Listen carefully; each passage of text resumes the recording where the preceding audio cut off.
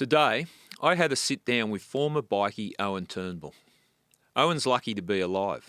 He's been shot on 2 separate occasions and even had his home firebombed, which came close to killing his family members. It's a price he paid for living the life of a gangster. Owen took us deep into the world of outlaw motorcycle gangs. He was a member of the Rebels before patching over to the Nomads, where he became the Sergeant of Arms and enforcer for the club. But when he was sent to prison, he came to the realisation that this is not the life he wants to live. Owen's a hard man with a no bullshit approach to life, as you will hear today. He is now out of the bikie world and educating young men to understand the cost of living this life. Now, this is a heavy conversation, but it's one I think it's worthwhile having. Owen Turnbull, welcome to I Catch Killers. Thank you. Thank you for having me. Well, we can both have a bit of a laugh. Ex-cop and ex-bikie sitting down having a chat. That's basically the same thing, kind of. Well, you could say that. You could say that. We're parts of organisation, gangs, and different things. But it's sort of an accepted practice that bikies and cops, never the two shall meet. And, it's funny how life plays out, isn't it? Yeah, it's pretty funny considering after I left, I get along with the higher up cops a bit better than I did some of the bikies. You know what I mean?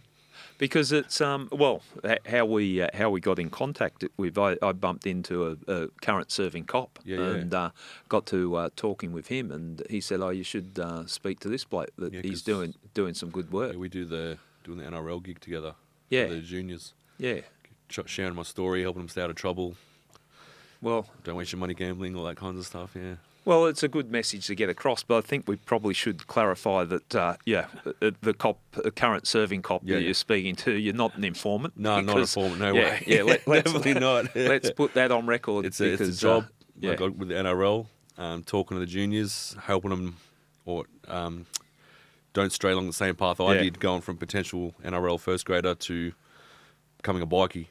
Yeah. And my story kind of helps out because a lot of the young fellas these days, they got money, social media, and they can get caught up on all that stuff, you know. So well, the worlds attract each other, don't they? Yeah. Because the intertwines. It comes across. So I would imagine it is an important message to get across. And that was the initiative of the Queensland cops.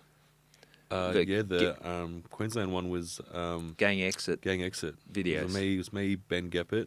Yep.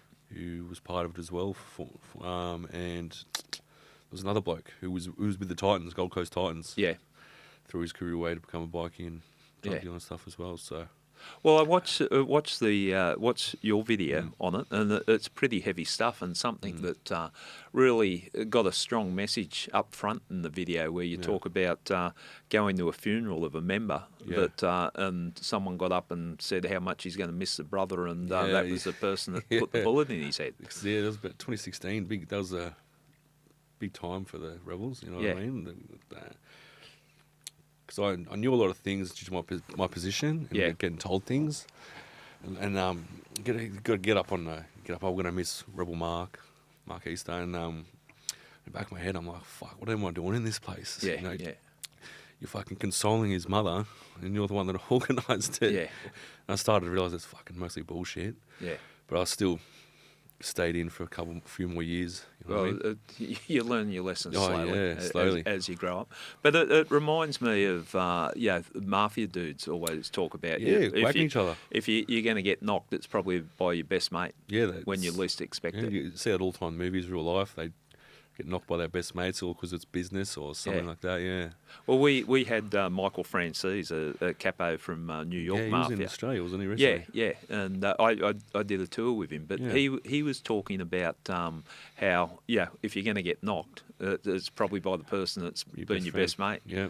Which is it's a hard life to live. It's a fucked life, isn't it? Yeah. When it's meant to be like a brotherhood. Yeah. But you're getting killed by your best mate or someone close to you. Does paranoia kick in? Yeah. Oh, fuck. There'd be heaps of times I'd get called on the BlackBerry when we used to have them. I need to come here. I need you to meet here. Or I'm in the back of my head, I'm thinking, fuck, have I done something? Yeah. Or am I fucking going to get something going to happen to me? There was a couple of times where I thought I was going to get fucking shot or knocked or bashed. Yeah. By a couple of people. I'd rock up to the president's house at the time. There'd be people I wouldn't even seen before there, and I'm thinking, fuck, what's going on here? And I'd be on edge.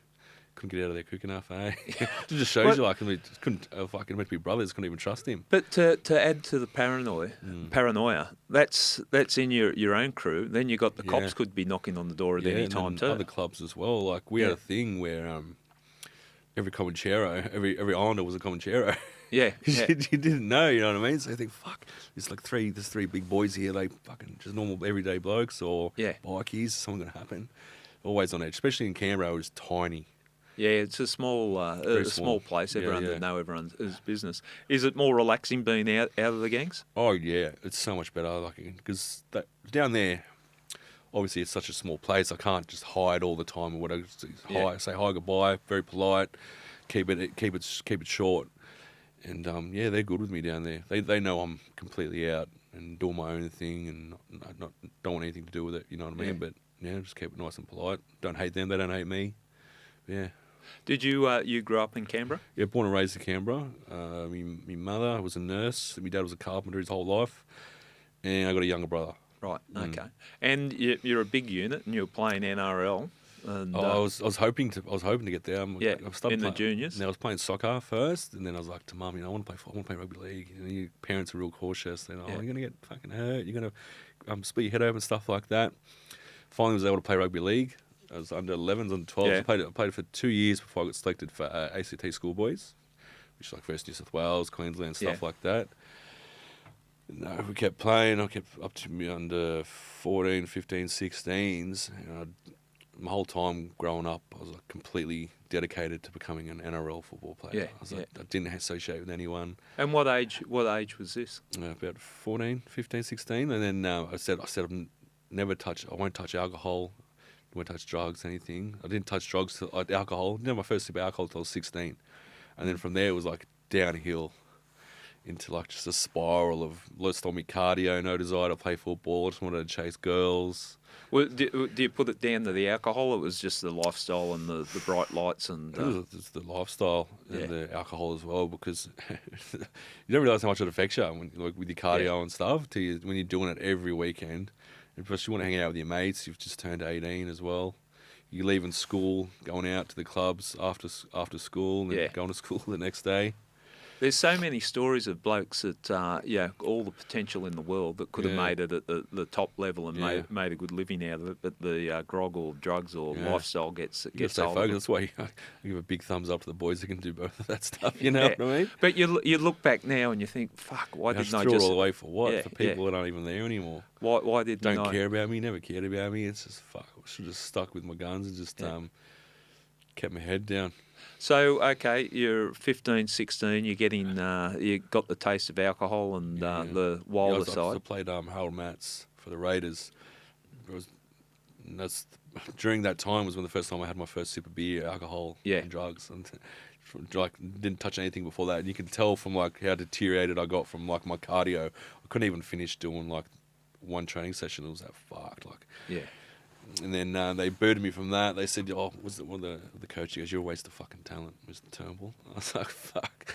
I got a bit of like, fuck, I got to pour my head in. What a shame you didn't listen to it. You're a waste of fucking talent. Still remember it, eh? Yeah. It stays in my head and kind of like, it's like, fuck, I just sort myself out. But it's a bit hard when you're around a lot of people and it's like, let's do this, let's do that. And then eventually, because I got kicked out of home, I got sent to live with my uncle. What was that? You got kicked out of home for being a dad, dickhead? Me and my dad were always at each other. Yeah. We put a lot of pressure on me growing up to play football. I think I was just trying to live through him. Yeah. Like, it's just, fucking... He always used to be about, my son's this, my football's going to do this, and that was a lot of pressure as I got older. That's interesting, and a lot of parents are like that, isn't it? That you want to live vicariously through your kid, but it puts added pressure on you, doesn't it? I used to love it. I used to live and breathe that football, and then it just become a chore, and I just hated it. Like, we're training for Raiders, it was like Monday, Wednesday, Fridays. They'd weigh you before. So there's no cheating if you've been on the so I lost fucking 5 kilos in one session. It was probably water weight, but I was 5 kilos. Went from 85 to 80. And I'd come off a birthday party or some shit, and we had played a trial against Cronulla Sharks the next day for like getting picked. Yeah. And fuck, I played horrible. Rubbish. Dropped the ball twice. Still remember it. And then fucking, you see me dad and they had this shit say, And then I got cut from there, like the waste of talent thing. Yeah. And then me and my dad were always at each other's necks, and fuck it, you can get the fuck out. Send me up on a train to Barrel. Lived there for about 6 to 8 months. I was living in a garage. Yeah. My bedroom was a garage with a bed, with a mattress and a TV, and I was working for $5 an hour, 16, 17 years old. So I was like slave labour. I fucking hated it. And It made me resent my parents a your lot. next career choice didn't really steer in the right direction either. You started working as a bouncer, didn't you? Yeah. How old were you then? 18. As soon as I turned 18, Yeah. I got my old coach got me the job. Right. Really. So I had enough of living in a fucking garage. Yeah. I was like, sick of this shit. Moved back. No, I didn't even move. I just got on a train one day and came back. Mm. As soon as I got back to me, Dad told me to fuck off. You know, we had at each other, and now obviously I got to stay home. There was nowhere else for me to go. Yeah. So stay with them, and I got the job. Next thing you know, because it was a pub in Tuggeranong, south of Canberra, and rebels would frequent it a lot. Right. And they'd always come in, and I'm thinking, oh, you know, these guys are bad motherfuckers. Because you're 18, you don't know any better. And you were working the door, were? Yeah, working the door and inside the club, the bar, and being young, you don't know any better. I'm thinking, fuck, these guys are so bad. They're hectic. And then I was met a few of them, hanging around for 3 months, and then I nommed up after 3 months. Yeah. So I was about 20 years old. What? And this is the cautionary tale because you're out of it now. But what was the attraction to it like? It's always the girls, the money. Because Yeah. I was fucking dead broke. I had no life skills. No like trade skills, anything. Yeah. You know what I mean? Best I could probably do is lift up some furniture and stuff and move it. And so I started getting involved, like just hustling and doing drugs and stuff. I didn't touch cocaine. My first ever line of cocaine was with my president. Yeah. At the time, yeah. I was too scared to do it. I watched that Len Bias doco back in the day, I think it was. And he had his first line and he died from it, so I was always too scared to do it. Okay, well, that's probably a doco that we all should And then I watch. eventually just started doing it and it just became a massive habit. Yeah. I was broke till about 24, and then that's when I started making big money. So how at 18 you're working the door and the rebels are coming in, or the bikies. Yeah. How was that for you? Was that I was intimidating? intimidated at the time, mate. Yeah, You're intimidated. I would imagine. You're intimidated because you don't know any better and you don't know who they are. But then you join and you realise, fuck, most of these guys are just fucking blow asses. Yeah. You know what I mean? They got no balls, no heart about them, nothing. But when you're young or you don't know anything about that life or from that life, you think, oh, okay, this everyday bloke, he's a bad motherfucker because he's a bikie. Yeah. And then you join and he's just like the guy that's made to go do the shittest stuff, you know what I mean? Yeah. It's like, he's in the club just for so he can fix a bike or do certain things, you know what I mean? Bring a skill set to the club that can help. So when how did you said you were asked to be a nom, how did that happen? Did you start going to parties or hanging out with them? I started hanging out with a couple of the members who just got their colours, like they were young, about a couple of years older than me. And hanging out 3 months, we're going to strip clubs, partying, doing all kinds of driving around, just shit like that. And after 3 months, told us if I wanted to join. And I was like, yeah, sure. I've got nothing else going for me. Yeah. What am I doing? Fucking working 2 days a week, doing nothing. And so that seemed to be a better offer. Did you have an interest in bikes? Was that No, I've never touched a bike. Never touched a Harley in my life. Okay, well, how'd you upskill so quickly? Actually, the first time I got the bike, I bought it off them. It was $15,000. So it was a piece of shit Softail, 2000 model Softail, and went for a ride. Got me L's. Went for a ride the first time, and it was horrible, because you got to lean them, and they're so heavy. I was trying to turn the bars, coming around a roundabout. Yeah. I'm like, oh fuck! I nearly dropped it, and then I'm going up a hill, first gear, second gear. I'm like, oh, I've seen them like dump it, go down. Yeah. And it slows them down a bit, and I did it, and the fucking thing tail spin, and I dropped the bike. So the first time on a Harley, I was horrible. Well, it's not a good bike to be learning on. Nah, but yeah, from there just kept riding around. I used to enjoy it. How long were you a nom for? I did 12 months. It's I think it's mostly mandatory everywhere, 12 months. Describe, and everyone has a different experience, but it's generally not overly pleasant. Describe your experience. Being a nom was it's like being a slave, really. Yeah. And doing the most stupidest shit, or like, why am I doing this? Are you that fucking lazy that you're calling me at 4 a.m. to go and get you Hungry Jacks? Or are you fucking Like I had two sponsors. One of them, his missus was pregnant, and he lived across from the hospital, like literally a 50-meter walk. I lived about half an hour away. Yeah.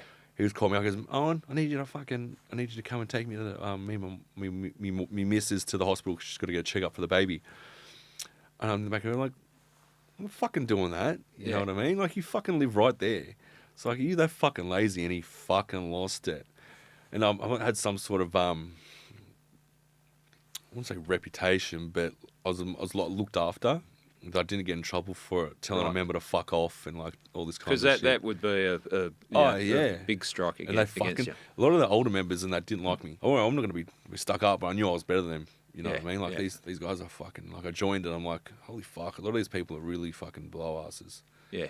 Yeah. And that, I wonder, because you're fairly outspoken, there's no bullshit about you. So it might be the same as a cop where you go in and like, fuck, I'm better than these people. You know yeah, what I mean? yeah. Well, there's good cops, bad cops, and I'm sure the same applies with the bikies. But, okay, so you become a member. What's that involved? And I don't want you to go down a path of revealing club secrets. We'll put that out because that's not what it's about. This is your personal story. But well, I got my colours. It was me. I lived at the clubhouse with another mate, another nom. Yeah. We lived there. We were both broke as fuck. We had to, like, we were just doing a lot of missions, things like that. Like, we had to earn our colours, basically. And we got our colours, and they tried to, with my chapter, they tried to like scare you and intimidate you, but it was all a joke. Yeah. When you get your colours, and like I went in, I just smiled and I was laughing because I knew I was getting my colours, and they're trying to put on like a facade. It's like, you're in fucking trouble, mate. We know what you've done, did that. Yeah. And I just started laughing, and like, it's not a fucking laughing matter, Owen. And I was like, what? And then I got my colours like literally straight after, and then you have a big party. How, like, you're reflecting now and your attitudes changed, but at the time, was that something you gone, this is what I want? That was my number one goal in life, was to become a member. That was you're embracing. I got the RFFR before I'd even like a week after I got my colours down my leg. Yeah, you know what I mean? You're meant to wait 5 years, but I said what? The tattoo, so you're in it forever. Yeah, and, that's what I say. You see like all these young fellas now getting like at the tattoo shop, and they're getting like whatever club. Yeah. And then you're like, bro, you're going to get that, eventually you're going to get that removed, right? And it's like, I'm in it forever. So I was saying the same shit. But that's the experience of, being through it and looking back, because you wouldn't have thought that at the time, because I think it's interesting what your attitude was at the time. Yeah. This is my world. Completely different. It's like I lived and breathed it. Like, it's all I wanted. Yeah. It's all I wanted to do and be. I was like, I want to become a president. I want to do this, have my own chapter. And then all the politics, when you get higher up, it's like, you're just like, it's very like cliquey, like a lot of childish backstabbing shit. Yeah. And it always revolves around money. Yeah. Well, you put any group of people together and there's always going to be a lot of fucking jealousy. Yeah. Yeah. Especially from older members, or like they've been there for like 10, 15 years, and here you come in, you're like in there for 2 years and you're already above them. Yeah. You know what I mean? And what was expected of you being a member? Like the adage we hear, you put the club above everything else and all that sort of stuff? You pay the $50 a week dues for a rubbish clubhouse. Every Tuesday you got the church, you stay. Every Friday is mandatory, you got to go. You can't leave until 12. And I got fucking sick of that stuff, because you'd sit there and you'd do the same thing every week. Yeah. You'd get on it, like you have a couple of lines, and then it'd be like, they'd be repeating the same stories. And you're just like, fuck, this is boring. And then it got to a point where a lot of the chapter would get jealous because I was hanging out with like normal mates. Yeah.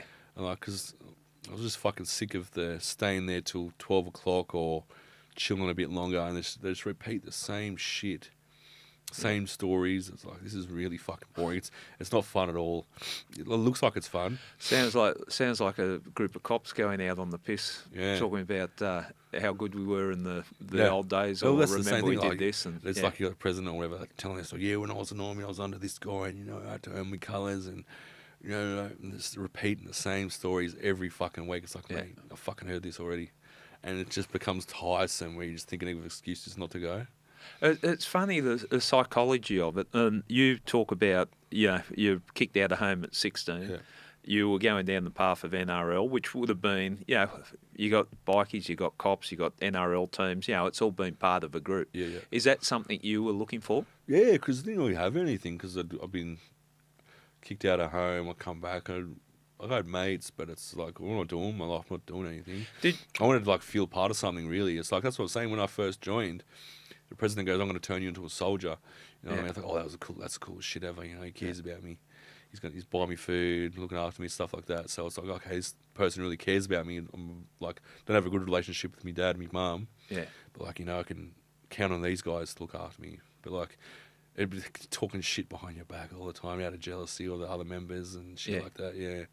So when did the early stages? How long were you in it where you thought this rocks? I like the lifestyle. You're living at the clubhouse, which has its inherent dangers too, because there's a lot of clubhouses that got shot up or tipped over or fucking firebombed everything. Yeah. I was living there when one of them happened. I was living there when it got raided once too. But it's just a lot of jealousy and it comes with being a little favourite, I guess. Right. Okay. So it's probably a bad terminology, but the teacher's pet. Yeah. In, well, that's in the thing. bikies. They just call me mixed bitch and stuff. You know what I mean? It's like, oh fuck. I'd rather not be driving him around every fucking day, all day. You know what I mean? Yeah. You do it then. Did you have to fight? Like, was there a lot of punch ups and with stuff? other people and stuff? Yeah. It's like, you gotta do this. And I sort of when I was hanging around, the first thing we did was there was it was one of his people that shot at him or something before. This happened before I joined. Was getting tattooed at the shop that they owned. Yeah. And we got told to go. We got 4 or 5 of us had to go wait there around the corner until they come out. We're in there for about a couple of hours. Yeah. Finally walked outside and it was over within 10, 20 seconds. You know what I mean? And that was my first thing I did for the club, really. Right. Yeah. And how did you feel with doing that? Was it just you mad, desensitized? Then I was on edge a bit. I was like, fuck. When you get to doing so much stuff, it just comes natural. Yeah. You don't even think about it. So you become desensitized to it because you come across as a bloke that's got a conscience and you got a brain. But then you're just doing everything. Sometimes you don't you don't want to do things, but you fucking have to. Yeah. Which as well, you just like to get it fucking over with. You know what I mean? Yeah. And what about the drugs? Did that get hold of you? Did you become dependent on it and the grog? Yeah, the cocaine was the biggest thing. Yeah. But I didn't become really dependent on that till about 4 years after I joined because I was a broke bum for a lot of years till I started hustling and making money with the pingers, the pills that I got done with, all the cocaine, bottles of Valium. Right. I was making a killing and then I was doing like an ounce a week cocaine and it fucks you. You were doing that? Oh, no, but I was getting people to come over. Yeah, yeah. And, so do it with me because I didn't want to do yeah. it by myself. Yeah, I felt like a fucking piece of shit degenerate, which I was. But I was like, fuck, these people were skipping work to come over and do it with me. And I would imagine when you're living that lifestyle and then you on the days that you do sober up and clear your head, you'd be looking back going, what the fuck have I done? What the fuck am I doing with my life? Yeah. It's like, it was Rebels and then we had that national run of Perth to come back and we had a big fallout within our chapter. We handed in our colours. We handed in our colours. We threw them at the Northside Clubhouse and left. And then within a couple of days, we'll get offers from nomads. I start talking about, patch over to another club or do this or that. So we're in talks with nomads, Angels and a couple other clubs. And explain what patch over means. I know obviously throwing your own colours in and joining another club. Yeah, basically. Yeah. But so we settled on the nomads, and so we took all our rebel gear. We took it to the Northside Clubhouse. Yeah, lit it on fire. They all come running out. Blah blah blah. Stuff was happening, and left. Then they didn't want a bar, and then we went over to we chose nomads. Went up there, had dinner, met all the other boys. We all got along, kind of clicked. Yeah. But I didn't realise we had to pay till after $300K for us to get into the club. Right. Or something like that. I was like, we could have joined another club for free. You know what I mean? Or we're paying $300,000. A lot of politics in it, by the sounds of it. Was there any kickback or any payback, I should say, with leaving the Rebels? No, or with was Rebels, no. We fucking... Mutual? We kicked it off. There was our chapter. There was only about 8 of us. We kicked it off with all of them. So like northwest, east, stuff like that. A lot of things happened over 3 days. Yeah. And then they didn't want to buy anymore, so they all threw their colours in. Yeah. The rebels. There was no more rebels there. Right. And then they tried to come to the nomads. Yeah. And it's like, fucking, the reason we left in the first place was because of what you fuckers, you know what I mean? What are you trying to come to us for? And I was adamant. I was like, they aren't, if they fucking come, I'm fucking leaving. Yeah. And I was sergeant at that time. Right. So I was doing a lot of shit. So when you left and joined the nomads, Yeah.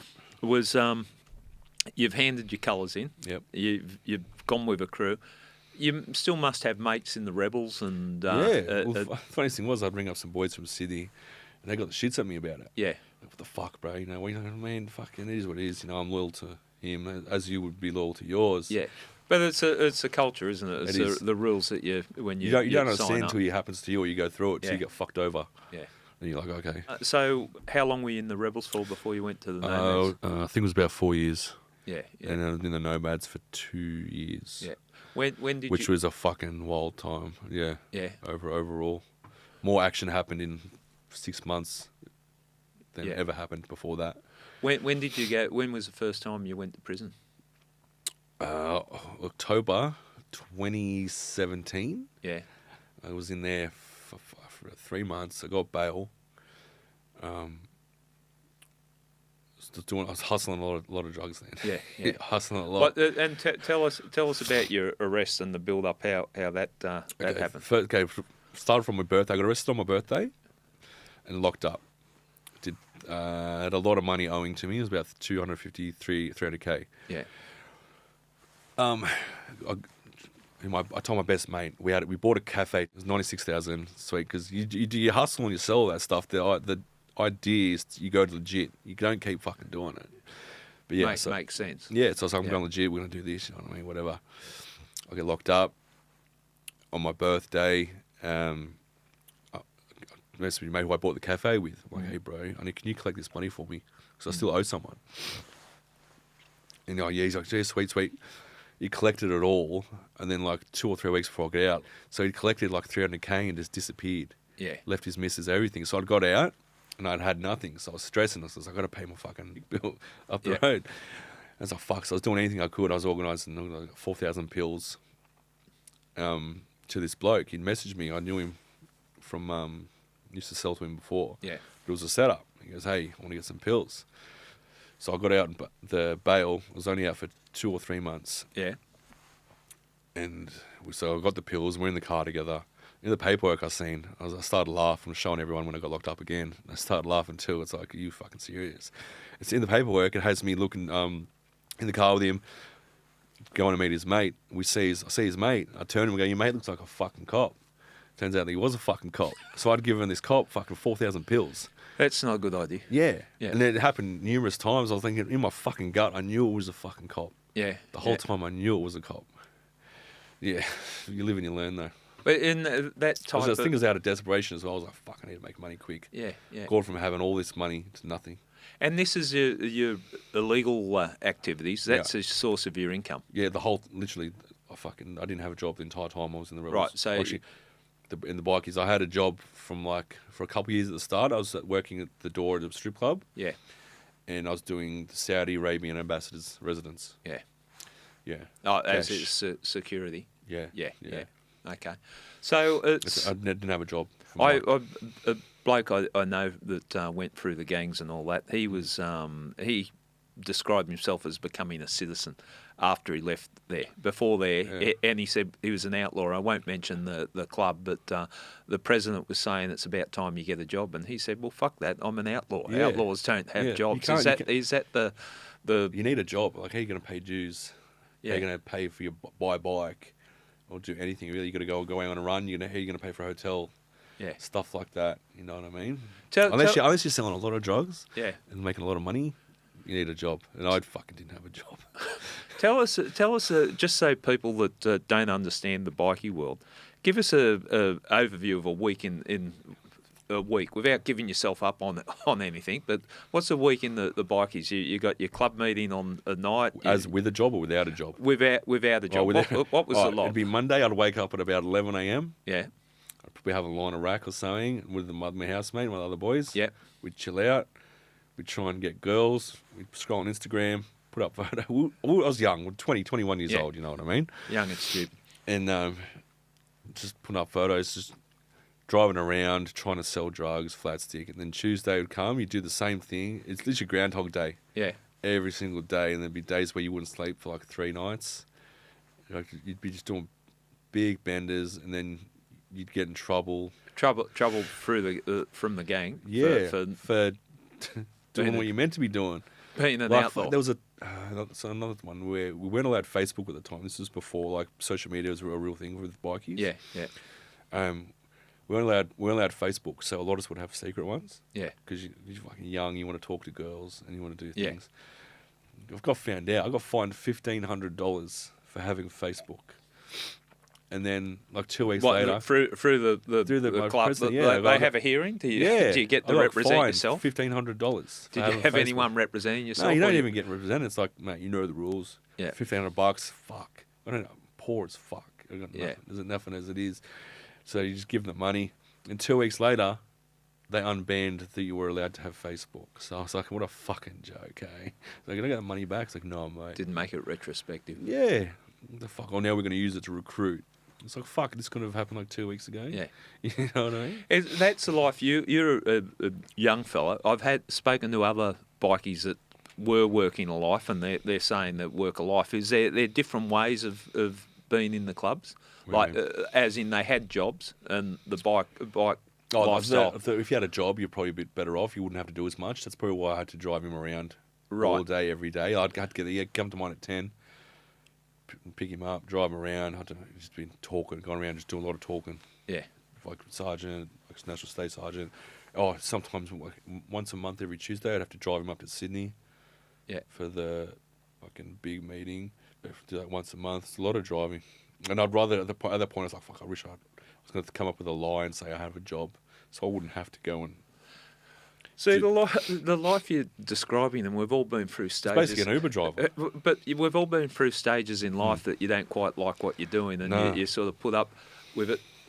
You're taking a high risk being in the bikies. You're not enjoying it by the sounds of it. There's the highlights, like you said, the women and the drugs at the start were a highlight, but that can become a bit repetitive. That's the thing. Like when I got made Sergeant Arms, there was a lot more responsibility as well. And I couldn't really say no to doing anything because I had to do it because it was my position. Yeah. There's a lot of things I didn't want to do, but I had to do. I want to talk a little bit more about the role of Sergeant at Arms because it seems like the poison chalice and the amount of people I know that have been there. It's a position with a lot of power. It's basically just enforcing an action. You can do whatever you want. Yeah. You got more power than a VP, basically. Yeah, yeah. You can, I don't know if it's with every club, but the clubs I was in, you could, Sergeant Arms, you could enforce violence on any member at any point if you wanted to, you know what I mean, for any reason. Yeah.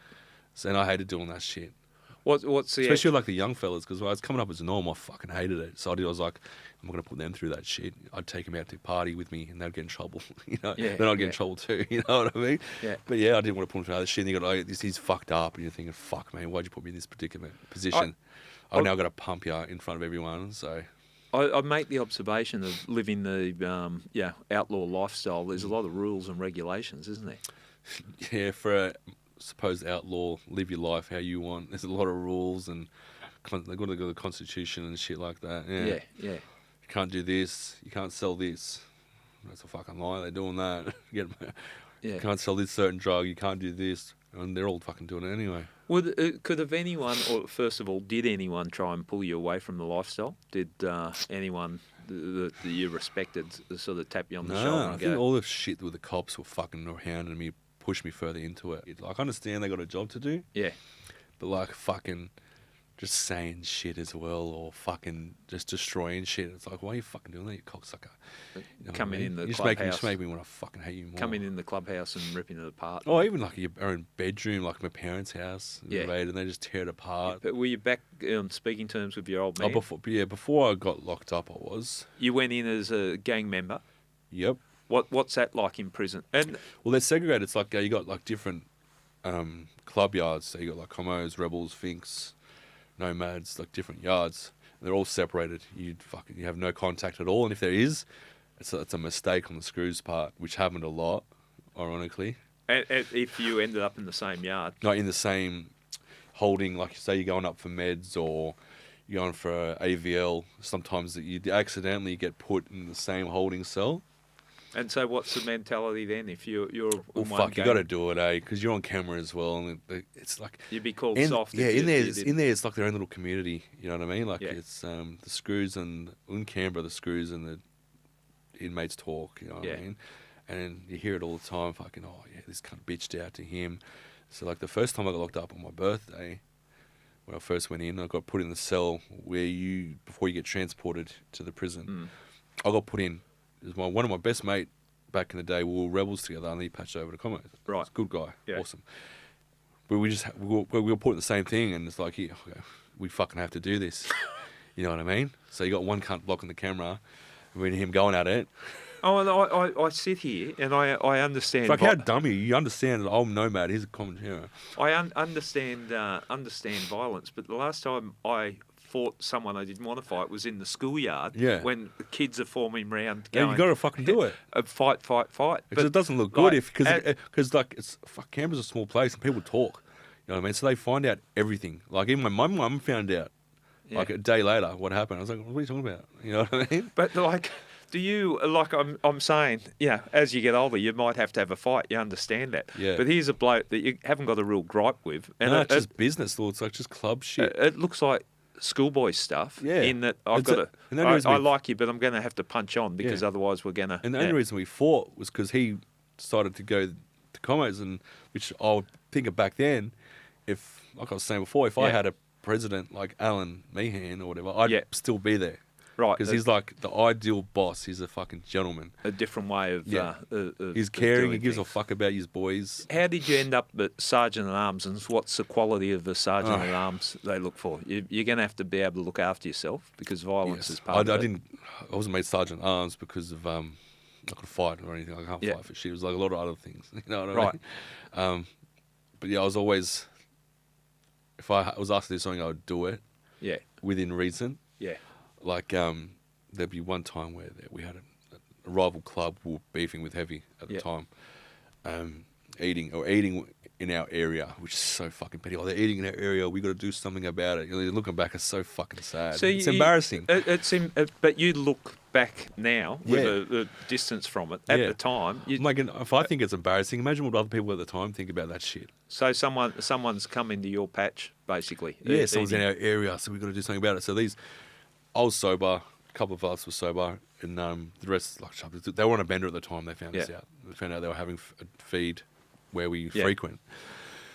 And so I was like, I want you to go there, and I want you to fucking shoot it up, like spray it. I'm thinking, are you fucking serious, mate? Yeah. Like, it was me, I was a sergeant. We had another young fella I brought in, and a driver. I think you want me to go and shoot up a public fucking area at 7 p.m. at night, like prime dinner time on a Friday night. Yeah. It's like, you fucking dumb? Like, and it's like, what if I hit someone, or even if I don't, I get like them. I'm going to do like 10, 15 years easily. Yeah, yeah. And throw away my life for what? Just because you got a fucking sore ego, you can't do it yourself. You fuckwit. Like, within reason, I'd do it, but like, that's just dumb. Yeah. Like, what's the point? But so we did it. We drove past, and I'd say to the boys, like, I'm not going to, because it's them as well. They're like young, 18. It's like, well, you're going to do a lot of time for this too. If I throw your life away. So like, we're going to go. We're going to tell him that they're not there anymore. They were there still. Okay. So we drove past, seen them. I said, okay, we're going to wait around a while. We're not going to do anything. We're going to go back and say, oh, they're not there anymore. Yeah. And then leave it at that. And that's just left at that. Yeah, I think it's like. Do you watch, and without, I'm not asking whether you got any inside knowledge or whatever, but my observation of some shit that goes down, and people often say, what's going on with this gang war or this or that? Sometimes it's as stupid as things like that, isn't it? Thing. And it can be one person just talking tough and everyone just falls in behind. Social media. I'm saying something in social media. You see it all the time, like, fuck you, fuck this club, or fuck this person, and it becomes something out of nothing. Because I know the media are often asking, what's fueling this this violence? And quite Literally often nothing. it's something Yeah. something stupid. It's tiny, minuscule. It's either yeah. money or a tiny little beef over a girl or something someone said on the grapevine and spun it Yeah. and created drama. Yeah. It's What never would- anything serious, really. What were your parents Mm. thinking when you're in this? Because regardless of how old you are and how long you've been out of home, it My must. mum hated it. Yeah, And I 'cause- didn't realise fucking at the time all the damage and stuff I was doing to her job. Yeah. Like, when the house first got the house got shut up the first time and firebombed, I tried to keep it a secret. Yeah. But because my mum's job is like they got intel and stuff as well, they knew straight Yeah, away. yeah. Like, what the fuck's going on? I go, oh, fucking, it wasn't meant for me. I'm just trying to get a sense of it too. When she's, when you're in prison, if they come to visit you, they saying, "What are you going to do when you get out?" Because you're in. How long did you get for the drugs? 2 and a bit years. Yeah, But when I got out, it hit the media too. oh didn't it? yeah, I looked it up. It was WA Today, Brisbane Times. I was like, fuck, not that special. Raided at your house. Yeah, Yeah. and the cops put the thing in. Owen was seen running to the toilet trying to flush drugs, and I mentioned that he tripped over and during the thing. I was like, you fuckers! I try to run you down in there. Yeah, and so you at the time, I'm trying to get a sense of you at the time. Did you think, okay, well, this is just the price I pay. This is cool, or did you get the shits with yourself and go, like, at what? Well, I didn't really think about it much until I started like affecting my mum's job, and then it took me going to prison to realise all the shit I was putting them through. You know what I mean? Like when I was locked up, there was a point where fucking in prison I couldn't talk to my mum just so she could keep her job. We had my lawyer divvy up a thing where I'd be like no contact for like 2 years. Yeah, and then we couldn't talk for a bit till I got out. After I got out, and that's purely because of the job that she had. Yeah, I'm thinking, I'm not gonna make fucking. It's not your fault that I was a piece of shit. In conflict. Were you in a relationship at the time? Yes. How was that? Like, We were together, and then we broke up after I got out. Because before I went back again, it's like in there you see a lot of the boys doing head miles over women in jail. Like, I swear it amplifies your feelings and stuff like that because you're thinking, oh yeah, I'm gonna get out, babe. We're gonna get married. We're gonna do all this, and they get out and it doesn't happen. Yeah. And you see boys in there. I was in the yard with one of the boys, and he would spend $150 a week on the phone. Yeah. Just to talk to his missus. Like we'd have the visit. He'd see his missus. The first thing he'd do, he'd come back and ring his missus again. Like guys go crazy in there. Yeah. In a relationship, and I was like, I'm not doing any of that. Right. That'll make me time even harder. Well, I would imagine it would be hard, and I would also imagine when you're inside and you're doing a long stint, you'd be going, well, is she going to move on from me? Yeah, you don't know what's going on. You don't know, so I'd imagine it's kind of selfish to fucking, I reckon, keep them. Yeah. So how many stints did you do in prison? 2. Yeah. What was break it down? It was like I got locked up for my birthday. It was like October. Then all that stuff happened with the undercover cop. Yeah, and The Wire, and they got locked up again. It was like 2 years. Yeah, what was the second one you locked up for? more the sale of the pills, cocaine, and Valium, and proceeds of crime. Right. I got more time for the Valium than I did the cocaine, which is funny. How'd that break it? I don't know. I think 50 bottles of Valium's a bit more than an ounce of cokes. Yeah. Okay. Yeah. And so you didn't learn your lesson the first time? No, the second time I did, I was like, fucking, I'm thinking. I was looking at a lot of time. I was like, because my lawyer goes, you need the early guilty plea. He goes, I go, how are we looking? He goes, you're fucked. Like, you've literally on video and photos giving an undercover cop drugs and receiving money. It's going to be a hard one to beat. He goes, you can't beat it. Best thing you can do like a psych report, early guilty plea. So I got 25% off. Yeah. And so I was lucky I got the full 25 because I was looking at he goes, you're looking at 9 years, 6 on the bottom, 9 years on top. I was like, fuck. I said, if I don't want to be in here after I'm 30, if I'm in here after I'm 30, I'm gonna if I get out at 30, 31, I think I'm gonna kill myself. You know, because what a waste of life. Yeah. And then I went into the rehab yard, which is like the therapeutic community, which kind of like talking to someone helped me a lot as well. Yeah. Like figuring out what I want to do in my life. And talking to the people, like, you were a good Christian Catholic boy and all this kind of stuff. I was like, you don't have to be from the mud to get dirty, you know what I mean? Yeah. More so, I'm probably a bit more inclined to be smarter with that kinds of stuff, like making money and stuff. But then I got out, and then like, there's no incentive for for them to help you and stuff. Like I went out, I'm going to change my whole life. I'm going to do everything I want to do and be like proper. I wanted to be like a youth worker. Yeah. So I went to like CIT, which is like TAFE. So I did Cert 3 community services and then Cert 4 in youth work. Yeah. I did the whole thing, all the assignments, passed them. This was when you're inside? No, this is like within a couple of months of me getting out. Oh, right. But then when I got to the work placement, I couldn't even fucking finish it because I couldn't get working vulnerable persons card. Yeah, yeah. And it's like, fuck, and then they all these people, they want you to change, turn your life around and do everything, but then they don't help you or give you an incentive or, not an incentive, but they just like, they make it hard for you to change. And then I'm lucky for me, I got a good support network and good mates and family that I didn't turn back and go back to all that doing that bullshit. Well, if you break it down, you had your first stint and you didn't learn from that because you've come out and done the same thing. Yeah. But I would imagine that adds to your paranoia as well because the cops know, well, you're a convicted drug dealer. Yeah. It's not hard to look around and think, what are you up to? What are you up to now? How long were you out before you got locked up the second time? 2 months. Right. Okay. So you didn't have. In that space, they fucking slammed me. So you've come out. It was all out of just fucking. I needed money, stressing. Yeah, you've come out with the intent that you're going to continue on in the lifestyle. Yeah. But the second time I was like, no, I got to fucking. What am I doing with my life? Like my mum was like still having dramas with her job. Yeah. Stuff like that. And I mean, my grandma was sick, and fucking. I'm thinking in the mirror, I'm like, what the fuck am I doing? I don't belong here. It's like. I'm trying to be a piece of shit, but it's like a lot of the boys in there in jail, I don't do ice, so I don't hang around that stuff, or you know what I mean? It's like, that's not me. I don't call my cell my home.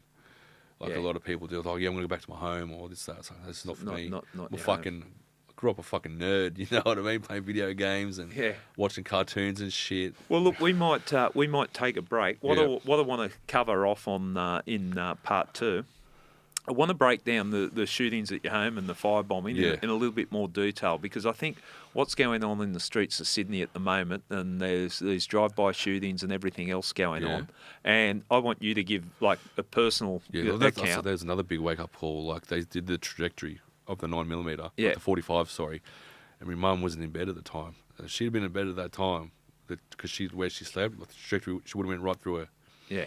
And I'm thinking, fuck. Well, that's the type of thing. That's when I started to think about leaving. That's the type of thing I want people to hear, because people look at it and think, it'll happen to other people. But I never thought it would happen to me. No, you get caught up in it.